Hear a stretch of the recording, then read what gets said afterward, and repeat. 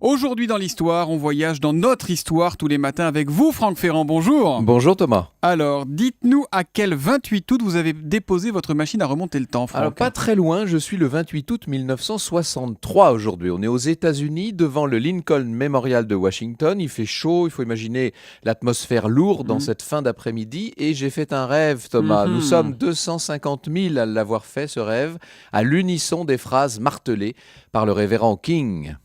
I have a dream that one day Ces mots, vous les connaissez forcément, Évidemment, mais ils ne sont que le point d'orgue d'un long mouvement pour les droits civiques qui avait commencé dans les années 50. La foule qui s'est massée en ce 28 août 63 veut faire valoir des droits de la population noire. Martin Luther King n'est qu'un des orateurs qui vont se succéder à la tribune ce jour-là. Son discours ne devait faire au début que 4 ou 5 minutes. Finalement, il va en faire 17. Incroyable. Et comment expliquer qu'il ait à ce point marqué les esprits, ce discours-là? Pourquoi celui-là? Ça, c'est la magie du verbe.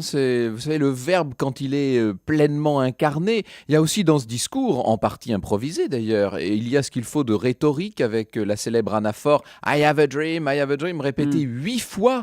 L'idée d'ailleurs n'est venue au révérend King vraiment qu'à la toute dernière minute, mais c'est souvent comme ça avec les idées géniales. Comme quoi, c'est pas François Hollande qui a inventé les anaphores. Oh là là, non, on pourrait remonter jusqu'à l'Antiquité. Parenthèse là, vous savez. refermée.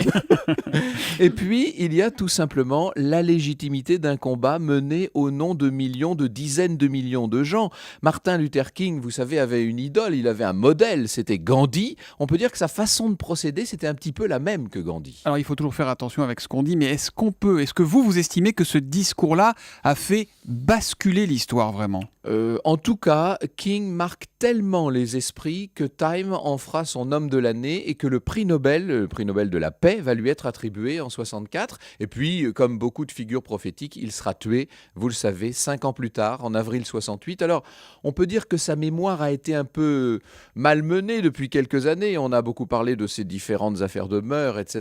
Mais l'héritage public et politique, lui, est intact. L'élection du président Obama en 2008 a pu passer pour son triomphe posthume.